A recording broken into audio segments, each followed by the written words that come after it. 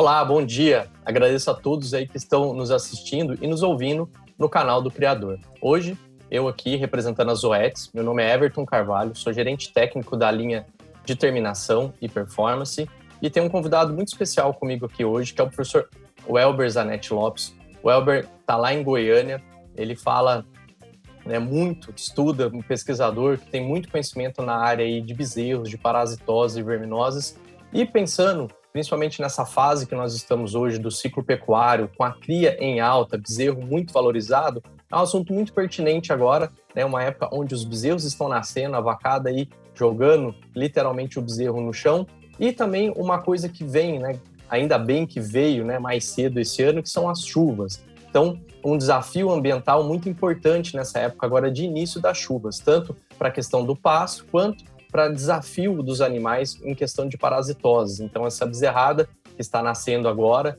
com alguns meses aí já no pé da vacada, começa a sofrer um desafio maior do ambiente com relação às parasitoses e também as diarreias neonatais aí muito presentes nessa época que começa o pasto a brotar, começa a intensificar as chuvas. Então, trago comigo aqui o Welber para a gente discutir um pouco sobre esse assunto. Welber, bom dia, seja bem-vindo aqui ao canal do Criador e já agradeço por estar aqui conosco conversando um pouquinho sobre esse tema muito importante. Olá, Everton, bom dia para você, a todos que nos assistem. E eu que agradeço a oportunidade aí de poder estar participando aí, trocando informação aí com vocês, tá? Ótimo, Welber. Então vamos lá, pode falar um pouquinho para a gente o que representa essa chegada das chuvas, esse aumento desse desafio no ambiente, o que isso impacta aí, principalmente pensando no sistema de cria, nessa bezerrada que está jovem aí junto com a vacada.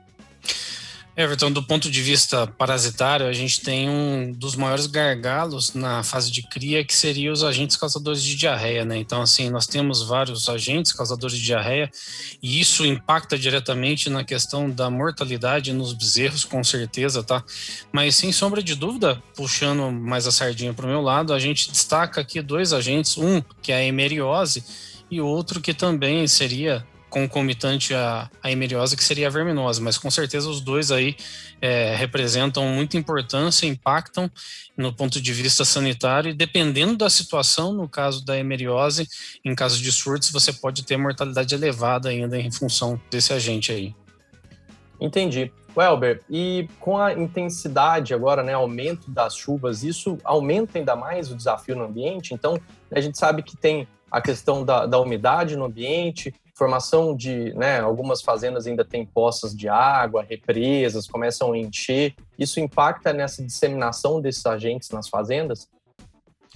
Everton, ele impacta, você falou uma palavra interessante na disseminação, Porque, por exemplo, assim, a chuva ela acaba carreando a forma infectante de Eimeria nesse sentido, tá? Então, sim, a chuva tem importância, só que em algumas fazendas que fazem estação de monta um pouco mais antecipada e que começa a nascer bezerro a partir de agosto, a gente também pode ter problema de hemeriose, tá?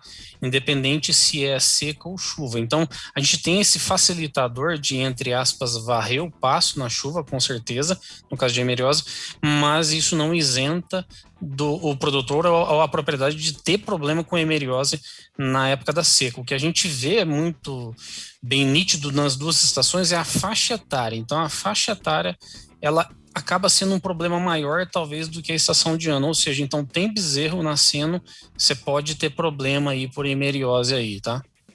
E essa faixa etária, a gente está falando de bezerro muito jovem, Eu entendo que quanto mais jovem, maior o desafio, principalmente aqueles que estão nascendo agora com a chegada das águas. E uma coisa interessante para o produtor ficar atento, a gente está falando aqui de hemeriose, mas é aquela diarreia enegrecida, escura, com rajadas de sangue às vezes. E ela se manifesta muitas vezes, Welber, de forma subclínica. Então, às vezes, a gente percebe que uma porcentagem pequena do lote está apresentando o sinal clínico, que é a diarreia, porém todo o lote pode estar infectado por essa Eimeria. Exatamente. Em relação à faixa etária dos surtos clínicos que você mencionou, o que acontece? A gente tem presenciado surtos clínicos na faixa etária entre 35 a 70, 80 dias de vida. Então, os surtos clínicos com a presença dessa diarreia enegrecida ou até mesmo com sangue vivo, ela está presente aí com mortalidade em alguns casos. Mas isso aí não representa 100%, como você mesmo disse, das situações de campo. A gente vê em termos de propriedades que em torno de 90% delas está presente que a gente chama da hemeriose subclínica, aonde você realmente tem animais infectados que podem estar, digamos assim, não desempenhando todo o seu papel produtivo, ou seja, sendo acometido pela heméria e, de fato, não sendo visível a olho nu aos olhos do produtor aí. E é o que eu costumo dizer que talvez em algumas situações o prejuízo acaba sendo até maior, porque eu sempre digo que o que os olhos do produtor não vê, o bolso dele não sente, né? Então ele não toma medidas para tentar prevenir, e aí talvez aonde se perde mais dinheiro. Legal, Elber. E na hora que você fala de prevenção, vem aqui comigo, né, uma estratégia muito interessante, que ainda é pouco adotada no Brasil, talvez, né, pela alguma dificuldade da fazenda, questão operacional, mas ela é fantástica, que é o creep feeding, que é aquele coxo exclusivo para a suplementação de bezerro, né, aonde o bezerro pode chegar a ter acesso ali a um proteico energético, um produto de consumo aí em torno de 5 gramas por quilo de peso vivo, vamos dizer. Então, né, um bezerro aí vai comer, né, em torno de um bezerro de 200 quilos, vai comer mais ou menos aproximadamente 1 quilo de produto. E dentro dessas rações de creep feeding, vamos colocar o termo rações aqui, a gente pode adicionar ali alguns aditivos. No caso das Zoetis, nós temos o Torotec, que é a lasalocida sódica, que é um aditivo ionóforo que combate a iméria. Então, o bezerro, quando tem acesso a esse tipo de ração, né, acesso a esse creep feeding, ele pode começar a consumir esse produto. E ele tem duas funções, né? Além dele conseguir melhorar o ganho de peso, a conversão alimentar, fazer com que esse bezerro fique mais saudável, também consegue tratar e prevenir essa hemeriose. Com certeza. Então, assim, tudo na vida evolui e a pecuária também ela vem evoluindo, e o creeping é uma evolução muito positiva realmente para o produtor. A gente sabe que não são todas as propriedades que ainda têm essas condições, mas as top rentáveis, aquelas que estão tirando lucro, são aquelas que estão usando tecnologias, e realmente o creep, ele é essa tecnologia que até foge a questão da parasitose. O que a gente está fazendo é assim, embutindo um plus dentro do creep para tentar combater um agente, mas sem sombra de dúvida, assim, o creep é uma evolução aí que tem que acontecer ao longo do tempo aí, com certeza, para se manter e para manter a fazenda cada vez mais positiva no financeiro.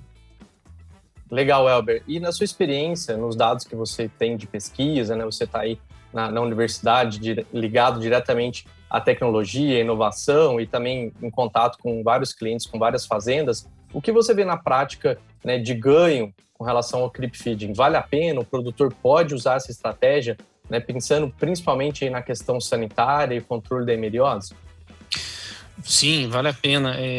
Com certeza, não estou nem falando da menção financeira, porque essa aí não precisa, é indiscutível, é notório, assim, a adição do creep feeding você incrementa financeiramente num bezerro mais pesado lá na frente. E o que a gente está tentando, do ponto de vista parasitológico, é surfar nessa onda aí, que você tentar embutir um produto que, digamos assim, seja fornecido junto com esse creep, que você consiga manter níveis baixos de infecção no rebanho, tá? Com certeza. E quando a gente menciona isso, é muito mais interessante quando a gente, obviamente, nessa categoria do creep, quando você pensa em utilizar um produto, poxa, que se você tem um produto que atua contra a eméria e ele atua como de forma aditiva, caramba, assim, é um fator a mais ainda pensando na positividade ou pensando na produtividade do rebanho, com certeza. Hein? Isso, e eu estou me recordando aqui de um estudo que a gente fez algum tempo atrás, onde nós adicionamos aí os bezerros comendo creep feed com ou sem Torotec, né? E nos tratamentos que foram adicionados Torotec, a gente teve uma eficácia de 96% média de eliminação das eimérias, e a gente forneceu creep feeding para esses bezerros até 60 dias pós a desmama, e a gente viu uma diferença lá no final desse estudo de 7 quilos a mais. Aí pensando, né, no valor do bezerro, em muitas praças aí chegou a 13 até 15 reais este ano. É um valor considerável a mais quando a gente dá um aditivo junto com o creep feeding para esse bezerro, né? Então, o que eu gostaria de perguntar para você é se os dados que você tem visto são esses mesmo, você, né, com as suas pesquisas aí, tem visto esses resultados, e o que mais você recomenda, né, pensando na questão financeira, se você vê alguma ação maior que esse cliente possa fazer? Exato. Assim, a gente acaba fazendo vários estudos e acaba esquecendo os detalhes. Eu até fui ler esse nosso trabalho que a gente acabou fazendo aí, e foi interessante que, assim, teve uma correlação muito positiva, assim, de ganho de peso com o tempo de fornecimento da Lasalocida, né, que a gente fez no estudo. Então, assim, a média foi 7,2. Na média, os bezerros ganharam 7,2. Só que assim, conforme o bezerro recebia mais tempo, a gente conseguiu ver isso no trabalho, ele ganhava mais. Então, bezerros que receberam por até 6 meses Lasalocida, no estudo, eles ganharam em média 13,4 quilos a mais. Tá? Até 60 dias pós-desmame. Então, ou seja, assim, o diferencial está diretamente relacionado ao tempo de exposição ao produto aí nesse caso. E ele acabou gerando essa eficácia que você mencionou aí. Realmente, assim, do ponto de vista técnico, com certeza, se você tem essa opção de, nessa faixa etária, ter um produto que ele atue contra a ML e seja um aditivo, caramba, não tem o que pensar, você tem que incrementar mesmo para conseguir realmente ter mais ganho produtivo. Óbvio que tem algumas fazendas, se tiver algum problema antes desse período de fornecimento de creep feed, ele tem que acabar intervindo especificamente naquele momento ali contra a eméria também, porque é importante mencionar que o bezerro, ele começa a ter uma ingestão voluntária um pouco mais depois de 2 meses e meio de idade ali, né? Então, se tiver algum problema anterior a esse, do ponto de vista técnico, tem que ser feita uma estratégia específica ali, tá? Mas, tirando isso, realmente tem que usar para quem pensa em estar entre os top rentáveis. Exatamente, Robert. Você tocou num ponto importante que a gente precisa deixar claro para o produtor que está nos ouvindo, que o bezerro começa a ter uma ingestão maior a partir aí de 80, 90 dias, né, 100 dias para frente, que ele começa a ter uma evolução maior e com isso, com um consumo maior, e com isso ele, né, vai ingerindo aquele creep feeding junto com aquele aditivo para poder, né, ter os dois efeitos, tanto contra a diarreia, coccidiose e meriose, e também o efeito, né, de maior ganho de peso. E interessante, né, você comentar que se a diarreia acontece nos primeiros dias, tem alguns fármacos, alguns produtos no mercado que a gente pode, né, recomendar e intervir aí no começo para evitar essa meriose. Mas eu estava até lendo esses dias um estudo muito importante feito lá em Lavras, né, um estudo que pegou vários trabalhos sobre creep feeding, mostrando que o melhor retorno, né, sobre o ganho de peso foi fornecendo uma dose aí para esse bezerro, né, uma dose de creep feeding ao redor disso que eu comentei, que foi 5 gramas por quilo de peso vivo. Então, se a gente, né, se esse bezerro come, vamos por aí 5 quilos, né, na média, se come 1 quilo de ração por dia, né, aí a gente tem que fazer a conta de quanto que custa, né, essa ração e de quanto que vai custar, né, por quanto você vai vender esse bezerro, certo? Então, na média, né, para ganhar 1 quilo a mais, os bezerros tiveram que comer 5 quilos. 5 quilos de ração creep feeding para converter em 1 quilo. Então, uma conta bem básica. Hoje, se custa R$2 o quilo da sua ração de creep feeding, vai custar R$10. Se você vende seu bezerro a 13, você vai ter um incremento aí, né, de R$3 por cada quilo adicional que esse bezerro vai produzir. E acho que você fez algumas contas aí bem parecidas com isso, não, Elber? O que traz de rentabilidade? Eu fiz sim. Em relação ao tempo de fornecimento, né? Então, pelos dados do estudo, são dados do estudo que nós conduzimos, assim, os bezerros que consomem de 4 a 5 meses de Lasalocida, eles tiveram um retorno líquido de em torno de R$100, tá? E os bezerros que ingeriram por até 6 meses a Lasalocida tiveram um retorno líquido de aproximadamente R$160 por cabeça. É um retorno muito alto, né?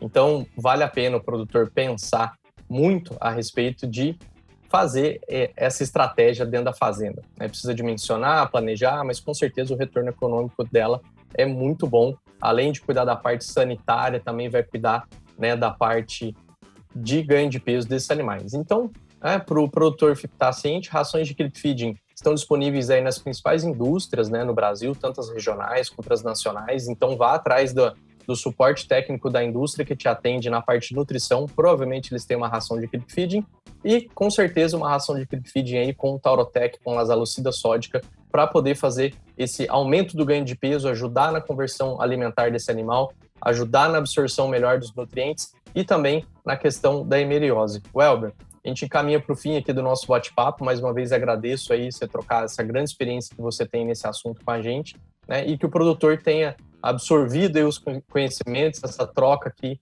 né, esse bate-papo entre nós, e que possa conseguir fazer, né, adequar essas estratégias e implementar essa tecnologia dentro das fazendas. Eu que agradeço aí mais uma vez aí pelo convite e tomo à disposição aí. E obrigado aí mais uma vez pela oportunidade e até outro dia, se Deus quiser.